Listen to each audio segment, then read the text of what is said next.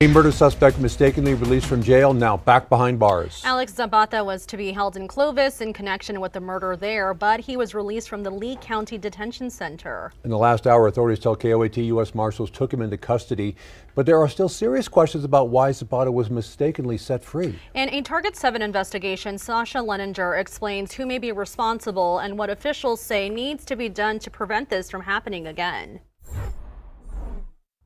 This is Alex Zapata. He is a 4-time convicted felon, and when he was arrested in connection with murder in Clovis, a judge thought he was such a danger to the community that he ordered him to be held behind bars until trial. Mr. Zapata is a previously convicted violent felon and represents a significant problem here with the violent crime problem in New Mexico. He was released from the Lee County Detention Center even though this order was in place. You have a very clear order from a judge in Curry County saying this defendant is to be held until further order of this court. John Day is a former prosecutor and KOAT legal expert. And somebody down the line, months later, decides that this defendant can be released from custody. Clovis police said they had no idea Zapata was on the loose until they responded to a domestic violence call on Friday. Witnesses reported he was at the scene armed with a gun. Ever since the story broke earlier this week, Target 7 has been investigating how Zapata ended up back on the streets. Absolutely needs to be addressed. Ben Baker is the governor's public safety advisor. If a judicial authority thinks that person should be held pending their trial,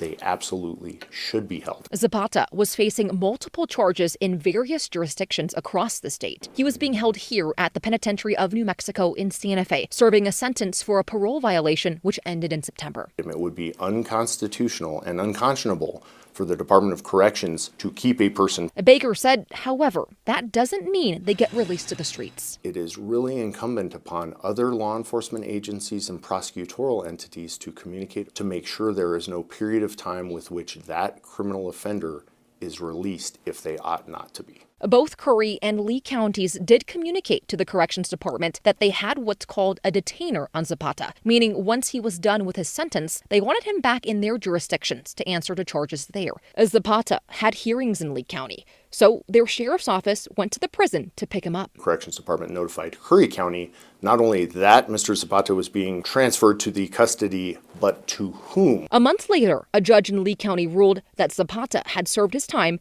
and was to be released. However, look at the fine print in the judge's order. It says, on this matter. That doesn't mean you cut this person loose on every single case. However, Lee County officials went ahead and released him. They declined to do an on-camera interview or answer specific questions. In an email, a spokeswoman said, quote, Lee County followed all proper procedures regarding the release of detainee Alex Zapata. We maintain our position that the county did not have legal authority to hold the detainee, and he was legally and appropriately released from our custody in accordance with established protocols. They should have been on notice that he was not supposed to be released, that some court somewhere had authority over him. And if they released him without checking that, without double checking that, it's clear that the mistake was made in Lee County. Any member from the public can search the New Mexico court's website, type in Zapata's name, and see that there is an order for him to be held until trial in Curry County. If we go online and look, we can find that detainer. And if we can find that, and we're not in the system, we're not part of that official system,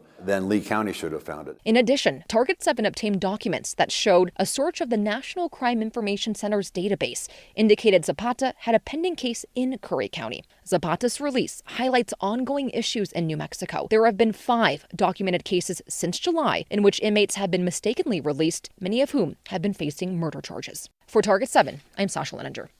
U.S. Marshals along with police arrested Zapata at a home in Clovis. He is now in the Curry County Detention Center on a murder charge.